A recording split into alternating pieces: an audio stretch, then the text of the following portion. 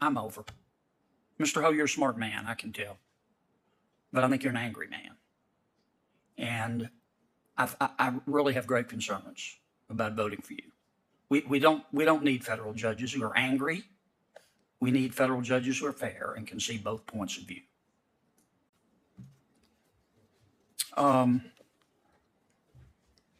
Did you say, I support compelled disclosure of political donations by wealthy individuals, but not by minorities? First, Senator Kennedy, thank you for the gift of the notepads for my children. I really appreciate it. I don't recall using those words before, Senator. I do remember. Okay. Oh, okay. I've got a bunch here. You've described yourself as a, quote, wild-eyed sort of leftist. Do I have that right? Senator, I think I was referring to a caricature of the way that I think other people may have described me, not how I would describe myself. And I want to assure you that I understand that the role of a judge is to set aside whatever personal views that person may have. I heard your testimony. Have you called republicanism, well, strike that. Did you say, quote, republicanism is an anti-democratic virus? No, Senator, I don't believe I've used those words. Okay, you're under oath now. Yes, Senator, I don't believe I've used those words. Okay. I do remember saying last year that there was a loss of confidence in our elections that has spread kind of like a virus. Right. Well, that's a long way from calling the Republican Party an anti-democratic virus. Yes, it's very different, and I don't believe I used those words, Right. Senator. Right. If you did use those words, will you pull down your nomination? Senator, I don't believe I've used those words. But if you did, will you withdraw? It's hard for me to imagine a scenario in which I would I'm just use saying, those assume words. it. If you said it, will you withdraw? If I were quoting someone else saying it to describe that kind of sentence, I wouldn't be expressing my own views. But Senator, I don't believe I've ever used those words. I've represented. Did you when you sent out those personal tweets about Senator Cotton, Senator Blackburn, and Senator Cornyn, did you mean them at the time? Without hearing those tweets, Senator Kennedy, it's hard for me to remember precisely, what was said or what I was thinking at the time. I do very much regret the tone that I've taken on social media from time to time. I know that I've crossed the line from time to time, and when you crossed the line, did you mean it? Without knowing the specific context or the specific tweet that you're referring to, Senator Kennedy, it's kind of hard for me to say. But do you generally tweet things you don't mean? Senator Kennedy, I would agree with you that Twitter has become a very coarse place. I don't want to debate Twitter. Do you generally tweet things that you don't mean? Well, Senator Kennedy, I've contributed to the coarseness on Twitter sometimes by pushing the envelope to break through. But when you did it, did you mean it? It's hard for me to respond to that kind of generally, Senator Kennedy, without a specific You're a smart example. guy. Sure you can. You either meant it or you didn't. You got two choices, door A, door B. Well, Senator Kennedy, I know that I've pushed the envelope. Okay. Do you regret it? I do regret it, Senator. Do you regret it because you didn't mean it? Or do you regret it because it might cause you not to be confirmed? Senator Kennedy, I regret it because I think it's contributed to the coarseness of our discourse overall, and I think it would be better. When did you have this epiphany that everybody has equal dignity and worth? When you were nominated, or? Well, I believe you're including Republicans. Well, I believe you're referring to my religious faith. No, I'm not. Senator. I'm referring to your coarseness. Well, the equal dignity and worth is a principle of my religious faith, Senator. It's also a principle of morals and good judgment. I'm over. Mr. Ho, you're a smart man, I can tell. But I think you're an angry man. And I really have great concerns about voting for you. We don't need federal judges who are angry. We need federal judges who are fair and can see both points of view. And you said these things. Thank you, Mr. Chairman. Thank you, Senator Kennedy. Senator Feinstein. Thanks very much, Mr. Chairman. The 4 district court nominees on today's panel come from a diverse background of experiences. And this was the moment. When John Kennedy looked across that hearing table, not at a Fortune 50 executive, not at a Treasury secretary, not at a cabinet officer, but at a judicial nominee, someone who wants lifetime federal authority, lifetime federal power, lifetime federal discretion over the lives, liberty, speech, property, and future outcomes of American citizens. And he said the most devastating evaluation any senator can ever speak to a potential judge. I think you're an angry man. There are hearings where policy is debated. There are hearings where numbers are negotiated. There are hearings where legislators argue at the abstract level of frameworks and ideological theories. But judicial confirmations are different. Judicial confirmations are examinations of character. They are examinations of temperament. They are examinations of whether a human being can be entrusted with coercive constitutional power in the dark, behind the bench, without applause, without Twitter fuel, without ideological validation, without the dopamine cycle of internet affirmation.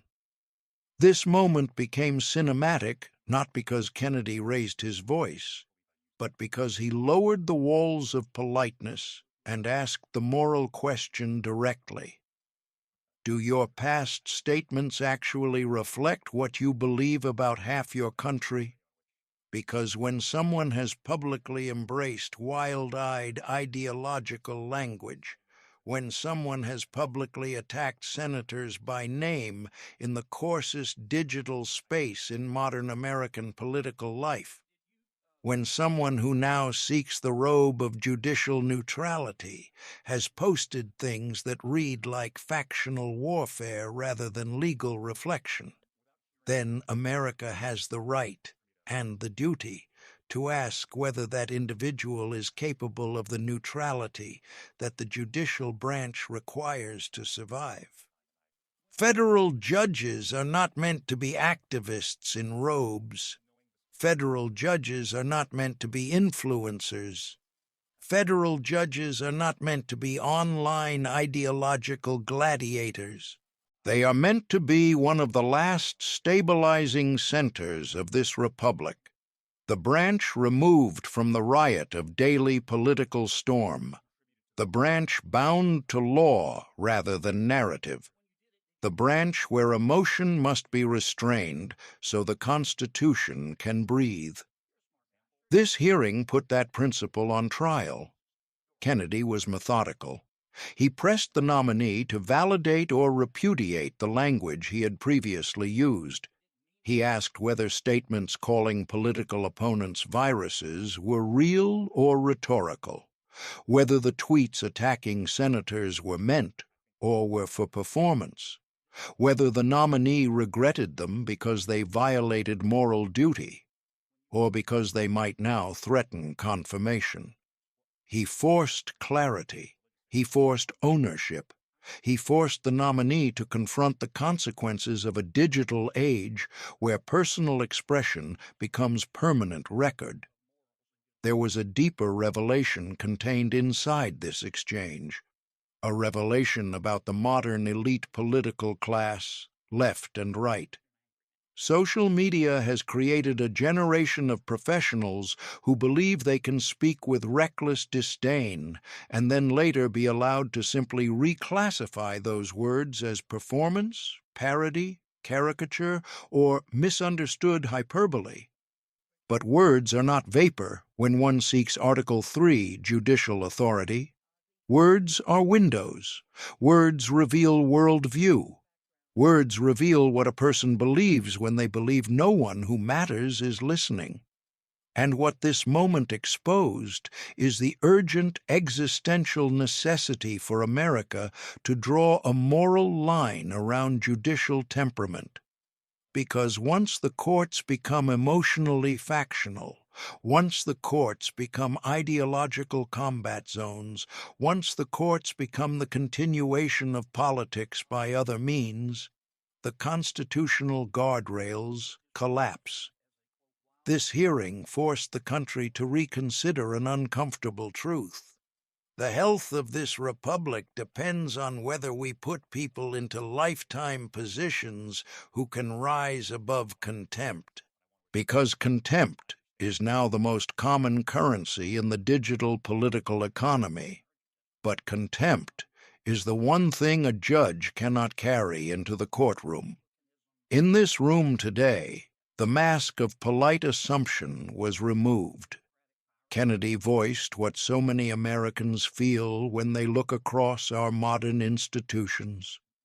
We no longer know whether those who seek power hate us. We no longer know whether those who judge us despise us. We no longer know whether those with authority believe those outside their ideological tribe still possess equal dignity and equal worth. And he said it out loud. We do not need federal judges who are angry. We need federal judges who are calm. We need federal judges who can listen. We need federal judges who can see both points of view. We need federal judges whose loyalty is to the Constitution, not to their own faction. This hearing was not small. This moment was not petty. This exchange was not theater. It was a reckoning with the most important question in judicial philosophy. Does character still matter?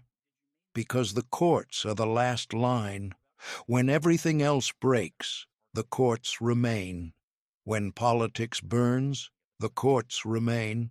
When the nation fractures, the courts remain.